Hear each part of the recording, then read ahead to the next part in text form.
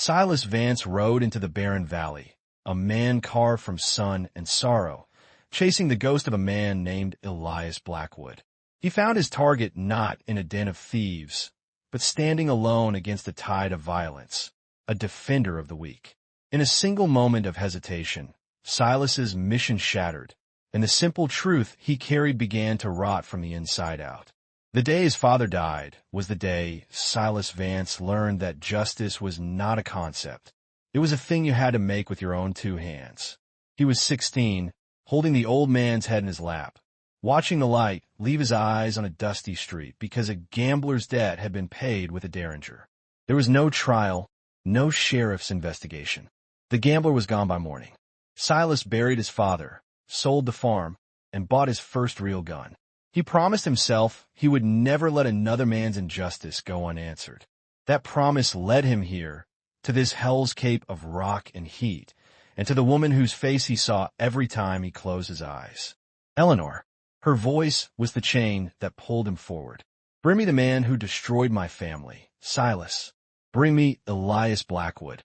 He carried her words and the small silver locket she had pressed into his hand, like a holy mission. The desert was a cruel, silent partner. The sun was a hammer on the back of his neck, and the wind carried a fine, abrasive dust that got into everything, his eyes, his mouth, the mechanisms of his rifle.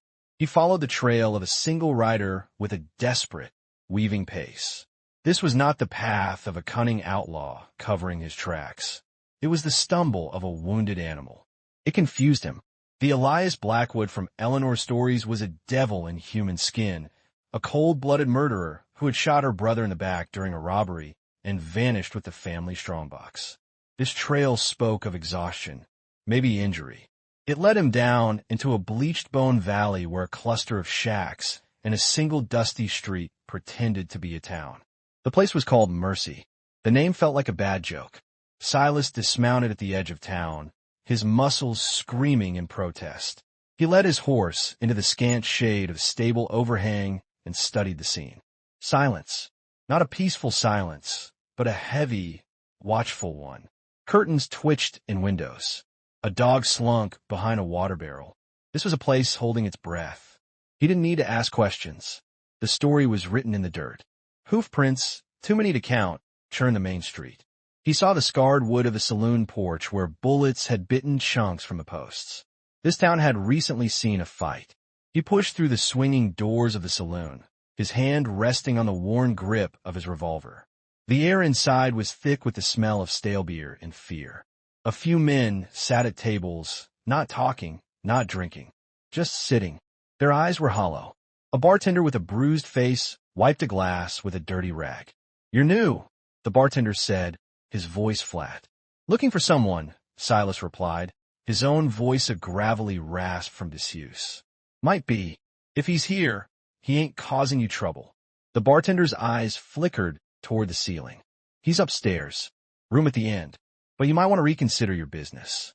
Silas took the stairs two at a time, the weight of the bounty poster in his pocket feeling like a stone. This was it, the end of the hunt. He would kick in the door, confront the monster, and finish it. He pictured Elias Blackwood as a hulking brute, maybe counting stolen money on the bed. He turned the knob and pushed the door open slowly, his body tense. The man inside was not a brute. He was lean, almost gaunt, sitting shirtless on the edge of a narrow bed. His back was to the door, a mess of bandages wrapped around his torso. One hand held a whiskey bottle, the other pressed a blood-soaked cloth against a fresh wound on his shoulder. He didn't jump. He just turned his head slowly, and Silas saw a face etched with exhaustion and pain. Not cruelty. This was Elias Blackwood. The eyes that met Silas's were not the eyes of devil. They were tired, resigned. "You with them?" Elias asked, his voice quiet. "The Coyote boys? Tell Rafe he'll get his answer soon enough." Silas just stood there, his hand on his gun. This wasn't right. None of this was right. "I'm not with them," he said. "I'm here for you." Elias gave a short, bitter laugh that turned into a wince of pain. "Of course you are. Everybody is." He took a swig from the bottle. "What's the charge? Or did Rafe just put a price on my head for spite?" Silas's mind raced. The Coyote boys were a notorious gang. known for their brutality across 3 territories. What did this broken man have to do with them? The charge is murder, Silas stated, forcing steel into his voice. The murder of Thomas Reed. For the first time, real emotion flashed in Elias's eyes. Not guilt, shock, and then a deep, profound sadness. Tom, he whispered almost to himself. He looked up at Silas, and the anger was gone, replaced by a weary confusion. Who are you? Before Silas could answer, a scream tore through the quiet of the town below. It was a child's scream, sharp with terror. In an instant, Elias was on his feet, ignoring the searing pain, grabbing for his gun belt hanging on the bedpost. He moved with a purpose that was entirely at odds with the wounded man of a moment before. "They're back," he hissed, buckling the belt. He shoved past Silas and was out the door and down the stairs before Silas could even process what was happening. Silas followed, his own mission momentarily forgotten, replaced by a lawman's instinct to respond to trouble. The street was chaos. 3 riders from the Coyote gang were tearing through Mercy, whooping and firing pistols into the air. They had a young boy, no more than 10, cornered against the water trough. One of the riders, a man with a scarred lip named Rafe, leaned down from his saddle, laughing as he tried to lasso the terrified child. Silas saw it all from the saloon porch. He saw the townsfolk hiding, paralyzed by fear, and he saw Elias Blackwood. The wounded man didn't hesitate. He stepped into the street, his movements stiff but his aim steady. "Let him go, Rafe." Elias's voice cut through the noise, strong and clear. The riders turned, their laughter dying. Rafe sneered. "Look who's back for more. You ain't learned your lesson, schoolteacher." Schoolteacher? The word echoed in Silas's mind. Rafe raised his pistol toward Elias. Time seemed to slow. Silas had a clear shot. His rifle was in his hands. He could drop Rafe where he sat and collect his bounty. He could end this. He was here for Elias, but he was here for justice, too. And this was injustice happening right in front of him. His finger tightened on the trigger. He sighted on Rafe's chest, but he hesitated. For one fraction of a second, he saw the man in the room upstairs, the man who was shocked at the name Thomas Reed, the man who now stood alone against 3 outlaws to protect a child. In that heartbeat of hesitation, Elias fired. His shot wasn't at Rafe. It was a warning shot that kicked up dust at the hooves of Rafe's horse. The animal reared, spoiling Rafe's aim. His own shot went wide, smashing the window of the general store. "This ain't over," Rafe snarled, fighting his panic horse. He glared pure hatred at Elias, then at Silas on the porch. With a final curse, he and his men wheeled around and galloped out of town, leaving nothing but settling dust and the sound of the boy crying. The street fell silent again. Elias slowly lowered his pistol, his body slumping with a fresh wave of pain. He turned and looked directly at Silas on the porch. He didn't say thank you. He didn't say anything. His eyes held a question, and something else, a flicker of recognition, as if he understood the war that had just been fought inside the bounty hunter's soul. Then he walked over to the crying boy, put a gentle hand on his shoulder, and led him toward his mother, who came running from a nearby shack. Silas stood frozen on the porch, the weight of his unused rifle suddenly immense. The bounty poster in his pocket felt like it was burning a hole through his clothes. The simple, clean mission Eleanor had given him was gone, replaced by a messy, confusing reality. The monster wasn't a monster. He was a schoolteacher who stood against tyrants. And as Silas watched the man he was supposed to kill comforting a child, the first cold trickle of doubt began to seep into his heart, threatening to drown the promise he had made. He had come to bring in a ghost, and instead found a man, and now he was stranded in the desert between the woman he loved and a truth he could not yet see. Silas Vance returned to Eleanor not as a conqueror, but as a man haunted by what he had seen. He expected understanding, but found only a cold, furious storm. Eleanor unveiled the full, horrifying truth of her brother's death, a truth that painted Elias as a vicious murderer. She gave Silas a terrible choice: fulfill his promise and bring her the man's head, or lose her forever. With his heart torn in two, Silas mounted his horse and turned back toward the desert, his love for Eleanor now a chain dragging him toward a dark deed. Silas Vance's father had taught him that a man's word was the only thing he truly owned. It was the foundation he built his life on after the murder. He had given his word to Eleanor, a solemn vow sworn on the memory of his own dead father. Riding away from the town of Mercy, that word felt like a rotten tooth in his mouth. The image of Elias Blackwood, wounded and standing alone against those riders to protect a child, would not leave him. It played over and over in his mind, fighting against the picture Eleanor had painted of a cold-blooded killer. The dust of Mercy settled on his clothes, but the confusion settled deep in his soul. He rode for 2 days, each step of his horse feeling like a betrayal of what he had witnessed. He clutched the silver locket in his pocket, its smooth surface a tangible link to the woman who waited for him, to the promise he had made.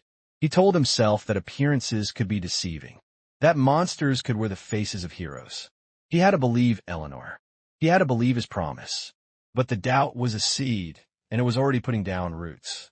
The town of Silver Creek was everything Mercy was not. It was green, orderly, and prosperous.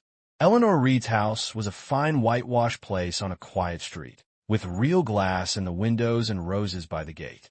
It stood for everything Silas thought he was fighting for: peace, stability, a life beyond the dust and the gun. He dismounted, his body aching and his spirit weary. He felt filthy, a creature from the desert bringing its stain into this clean world. Eleanor was waiting on the porch. She did not run to him. She stood perfectly still, her hands clasped in front of her simple blue dress. Her face, usually so soft when she looked at him, was a mask of pale stone. Her eyes scanned him, looking for the bound prisoner he should have had in tow. They found nothing.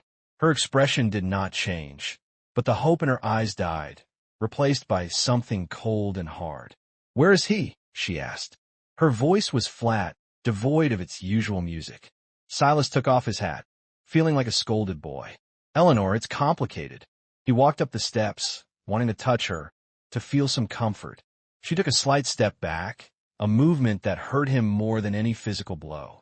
"Complicated?" she repeated, the word of poison on her tongue. "What is complicated, Silas? You had a piece of paper with his name on it. You had a gun. What is complicated about that?" He tried to explain. He told her about the wounded man, about the town called Mercy living in terror, about the Coyote Boys, and about Elias stepping into the street to save a child. As he spoke, her expression did not soften. It grew colder, harder, more distant. She was looking at him, as if he were a stranger, a fool telling a pathetic lie.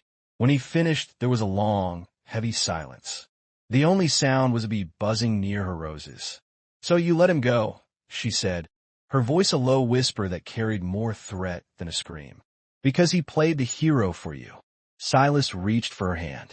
"Eleanor, I need to understand. The man I saw didn't match the man you described. There's more to this." She snatched her hand away as if his touch burned. "You need to understand," she said, her voice rising now, cracking with a pain he had never heard before. "Let me make you understand. Silas, you want to know what Elias Blackwood did?" Her eyes glistened with furious, unshed tears. "He didn't just rob us. My brother, Thomas, he was there. He tried to stop him. And Elias didn't just shoot him. Thomas was on his knees, Silas. He was begging for his life. He was unarmed. And that man, your hero, put his pistol against my brother's forehead and pulled the trigger. He executed him for a strong box with a few $100s in it. The image she painted was brutal, vivid, and horrific. It slammed into Silas's gut, driving the air from his lungs. The doubt he felt suddenly seemed like a monstrous betrayal. She saw the shock on his face and pressed her advantage, her words falling like hammer blows. "I was there, Silas. I saw it from the hallway. I saw the look on that animal's face. It was empty, cold. He looked at what he had done, and he just walked out. He stepped over my brother's body and walked out." She was crying now, tears of rage and grief carving paths through her composure. "And you talk to me about complications? You talk about him protecting people." She stepped close to him, her face inches from his, her voice dropping to a deadly whisper. "You made me a promise. You swore on your father's grave you would bring me justice. So here is your choice, Silas Vance. It is simple. You go back to that hellhole. You find Elias Blackwood, and you put a bullet in his head. You bring me proof that the man who murdered my brother is dead. Her eyes were hard as flint. Or you do not ever come back here. You look at me now, and you decide. Is your word your bond? Or was it all a lie? Him or me? The ultimatum hung in the air between them, final and absolute. It was a test of everything he was. His love for her was a real, physical pain in his chest. The memory of his father's death demanded he keep his promise. But the memory of Elias in the street, standing for something, would not die. He was trapped. To keep the woman he loved, he had to become the thing he hated most. A man who killed without question, without justice, on the word of another. He looked at Eleanor's face, twisted by a grief he could never fully understand, and he knew he had lost her already. There was no version of this where he kept her if he refused. The choice was an illusion. There was only one path back to her. He nodded slowly, the movement feeling like it required all the strength in his body. I'll go back, he said, his voice hollow. He turned, put his hat back on, and walked to his horse. He had not looked back. He could not bear to see the victory in her eyes. He rode out of Silver Creek as the sun began to set, casting long shadows behind him. The warmth of the town, the scent of roses, it all faded away, replaced by the familiar dust of the trail. He was going back to the desert, back to Mercy, but he was a different man now. The hunt was no longer about justice or a promise. It was about blood. Eleanor's story played in his mind, a grim soundtrack to his journey. The image of Thomas Reed on his knees, a pistol to his head, was all he could see. It had to be true. Eleanor had been there. She had seen it. She had given him no other option. He pushed his horse harder, the need to finish this now a burning urgency in his blood. The man he was going to kill had saved a child, but the man he was going to kill was also a monster. That was the thought he clung to as the miles stretched out behind him. He was going back to kill a monster. He had to believe that. It was the only thing holding him together. The moon rose, a cold, pale eye watching him ride into the darkness, a man chasing a ghost to save his own soul, and knowing, deep down, that he might lose it instead. Silas rode back into Mercy with a heart full of murderous intent, only to find the town burning. The Coyote boys had returned in force, and Elias Blackwood was at the center of the storm, fighting not for himself, but for every soul trapped there. Thrown together by the chaos, Silas and Elias became reluctant partners in a desperate battle for survival. In the smoke and the bloodshed, a bond of grim respect was forged, and a single, gasp confession from a dying man began to tear Eleanor's terrible story apart at the seams. The smell of smoke reached Silas long before he saw the town. It was a thick, oily stench that carried on the wind, a sure sign of trouble that had moved past threats and into outright destruction. He kicked his horse into a gallop, the image of Eleanor's furious, grief-stricken face spurring him on. He was not riding to save a town. He was riding to corner his prey. He crested the final rise, and the sight below made him pull hard on the reins. Mercy was not a town anymore. It was a war zone. Flames licked from the roof of the general store. Dark figures on horseback galloped through the streets, whooping and firing their pistols at windows. The townspeople were fighting back, but it was a pitiful defense against the well-armed gang. And at the center of it all, coordinating the desperate resistance from behind an overturned water wagon, was Elias Blackwood.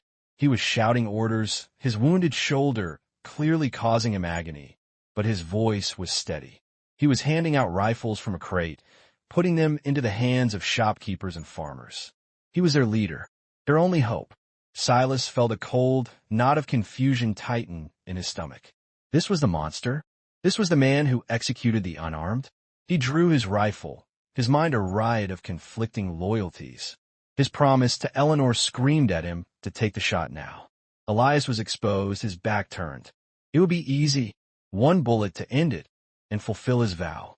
But his father's voice, the one that spoke of true justice, asked a different question. Could he really shoot a man in the back while that man was trying to save others? The decision was made for him. A bullet kicked up the dirt at his horse's feet. One of the Coyote boys had spotted him, a new target on the ridge. Two more riders broke away from the main group and charged toward him. Silas was in the fight now, whether he wanted to be or not. He swung down from his saddle, using his horse for cover, and aimed his rifle. He took a breath and fired. The lead rider tumbled from his saddle. The second rider veered off, seeking easier prey. From behind the water wagon, Elias had seen it. His eyes met Silas's across the chaotic street. There was no gratitude there, only a sharp, acknowledging nod. An understanding passed between them. Their personal war was on hold. A bigger one had begun. Silas worked his way down the ridge, using cover to get closer to the main street. He fought with a cold, efficient precision, each shot calculated to slow the gang's assault. He wasn't trying to be a hero. He was trying to create an opening to get to Elias. He had to finish this. He finally reached the relative safety of the saloon, which was now serving as a makeshift infirmary. He burst through the doors and found Elias inside, kneeling beside the bartender who had a bloody wound in his leg. Elias was using a torn apron as a bandage, his hands covered in blood. He looked up as Silas entered. "You came back," Elias said, his voice rough with smoke and exhaustion. "I didn't have a choice," Silas replied, his voice hard. He kept his rifle, pointed at the floor, but his finger was near the trigger. This was his chance. Before he could act, a young woman rushed up to Elias, her face streaked with tears. "Mr. Blackwood, my boy, he's still in our house. The back alley is swarming with them. I can't get to him." Elias didn't hesitate. He stood up, wincing as he put weight on his bad leg. "Show me." He grabbed his pistol. Silas just stared. This was not the act of a selfish murderer. It was the act of a man who cared, a man who had nothing to gain. "You're wounded," Silas found himself saying. "You'll never make it." Elias looked at him, and for the first time, Silas saw a deep, bottomless sadness in his eyes. "That boy's name is Leo. His father was a good man. I'm not letting him die alone in a house fire." He turned to leave, and in that moment, Silas made a decision that shocked himself. "I'll cover you from the side," he said, the words tasting foreign. "Draw their fire. You get the boy." Elias gave him another long look, this one laced with a new, cautious curiosity. He just nodded. The two men moved together into the hell of the back alley. It was a narrow choke point, filled with smoke and the shouts of outlaws. Silas took up a position behind a rain barrel. "Go," he yelled. Elias ran forward, a limping, determined shadow. Immediately, two gang members spotted him and opened fire. Silas stood up, drawing their attention. He fired twice. One man fell. The other ducked for cover. He provided a suppressing fire, his shots keeping the outlaws' heads down just long enough. He watched as Elias kicked in a door and vanished inside a small, burning shack. Seconds later, he emerged, clutching a small, coughing boy to his chest.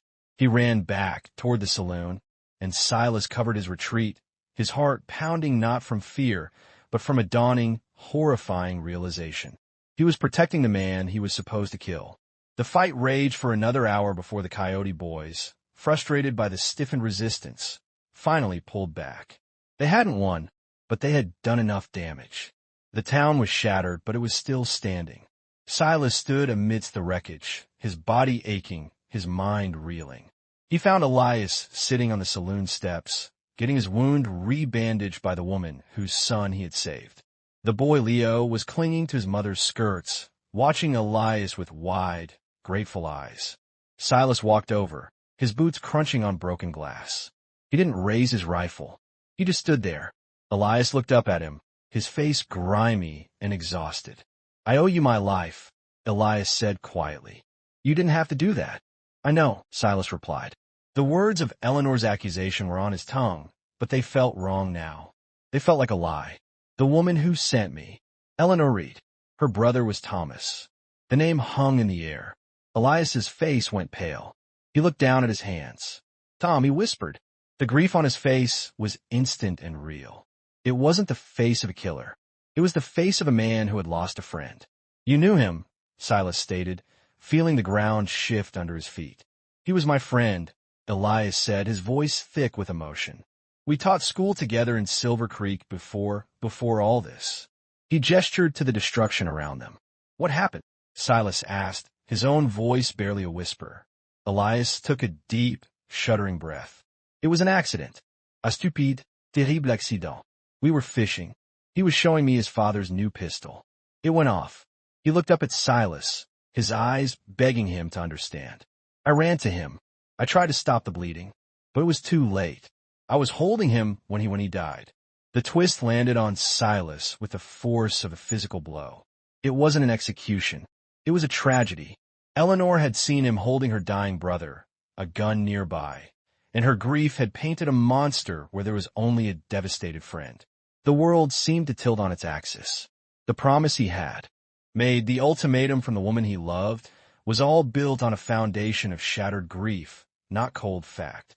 He stood there in the ruins of the town, the sounds of crying and crackling fire all around him, the weight of the silver locket in his pocket, now feeling like the weight of a terrible, irreversible mistake. The final assault came at dawn, a brutal and bloody end to the gang's siege. Silas and Elias fought as one, a hardened team forged in fire and truth.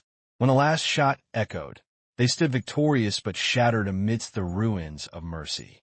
Then Eleanor arrived, her eyes burning with a need for vengeance that the battle had not quenched.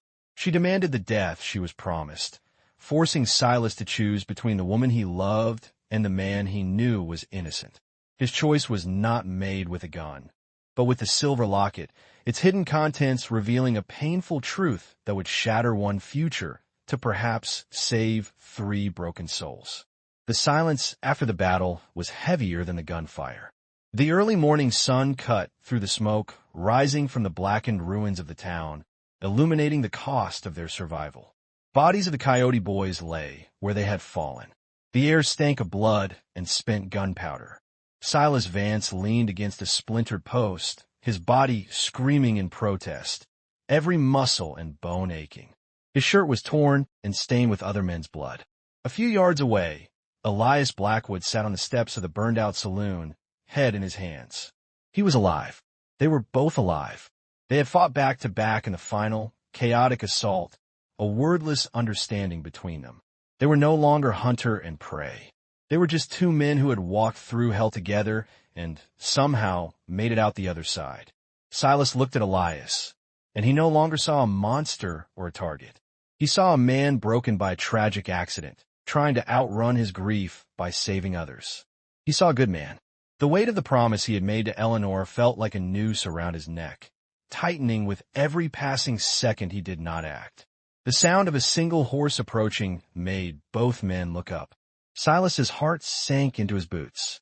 He knew who it was before he even saw her face. Eleanor Reed rode into the center of the devastation, her fine dress looking alien and out of place against the backdrop of ruin. Her face was not pale with fear or shock. It was set in a mask of cold, determined fury. Her eyes scanned the scene, passing over the dead outlaws without a flicker of emotion, until they landed on Silas. Then they found Elias. A hatred so pure and hot burned in her gaze that Silas could feel its heat from across the street. She dismounted, her movements stiff and angry. She did not look at the crying women or the wounded men. She had only one purpose here. She walked directly toward Silas, her hand outstretched. In her palm was a single, pristine cartridge for a pistol. "You promised," she said, her voice cutting through the morning air like a whip. "It is done. Now finish it."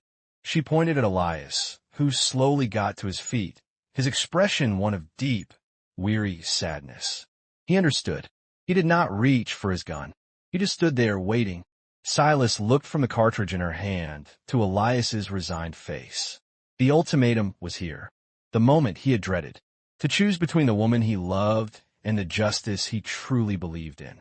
He thought of his father, and he knew that true justice was not this. It was not a cold-blooded execution based on a lie born from grief. He looked at Eleanor, at the beautiful face twisted by a pain that had festered for too long.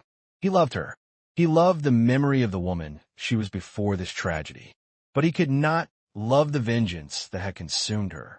"Eleanor," he said, his voice rough. It wasn't him. It was an accident. Thomas was his friend. Her face did not change. The truth was an enemy she would not accept. Lies, she spat. He has poisoned your mind. Kill him, Silas. Now, or everything between us is a lie. She thrust the cartridge toward him. This was the test. His final test. Silas did not take the bullet. Instead, his hand went to the pocket of his dusty coat. His fingers closed around the small, cool shape of the silver locket. He pulled it out, the delicate chain spilling over his calloused, bloody fingers. Eleanor's eyes widened slightly at the sight of it, a flicker of something, memory, pain, breaking through her fury. You gave me this, Silas said quietly, holding it up. You told me it was to remember what I was fighting for. To remember Thomas. He looked from her to Elias. Elias said they were friends. You never told me that. It doesn't matter, she insisted, but her voice had lost some of its certainty. Silas's thumb found the tiny catch on the side of the locket. He had never tried to open it before. It felt like a violation, but he had to know. With a soft click, the locket sprung open. Inside, there was no picture of Eleanor. There was no picture of her family. Nestled against the worn velvet were two small, faded photographs. On one side was a young, smiling Thomas Reed. On the other side, his arm thrown around Thomas's shoulders, was a younger, happier Elias Blackwood. They were brothers in spirit, their smiles genuine and full of life. The truth was right there, hidden in the one thing she had given him to fuel his hate. Eleanor gasped, taking a step back as if struck. The raw, unchecked grief she had buried under years of anger finally broke through. Her hand went to her mouth. She had carried this truth with her every day, locked away, unable to face it. She had given a locket to Silas to make her version of the story real, to make him see the monster she needed to believe in. Seeing it open now, in his hand, shattered the last of her defenses. The cartridge fell from her numb fingers into the dust. Silas looked from the picture of the two friends to Eleanor's crumbling face, and he finally understood the depth of her pain. She hadn't just lost a brother. She had lost the world where such a friendship was possible. Her hatred was a fortress against a truth too painful to bear. Elias took a hesitant step forward, his own eyes glistening. I loved him too, Ellie, he said, using a childhood name that spoke of a time long gone. I never meant. I would have died in his place. Eleanor did not answer. She turned away from them both, her shoulders shaking with silent sobs, staring out at the destroyed town, her quest for vengeance lying dead in the dirt beside that single and used bullet. Silas closed the locket and walked over to her. He did not try to hold her. He simply placed the closed trinket back in her trembling hand. His promise was broken, but his integrity was intact. He had chosen a harder truth over an easy lie. He had lost her, but he had found himself again. He looked at Elias and gave a slow, sad nod. There was nothing more to say. The war was over. He walked away from them, past the broken buildings and the weary survivors, toward his horse. He did not know where he was going. The future was an empty road. But for the first time since he had taken Eleanor's promise, his path was his own to choose. He mounted up and turned the horse away from Mercy, away from Silver Creek, and rode toward the vast, open desert, leaving the ghosts of the past to finally rest.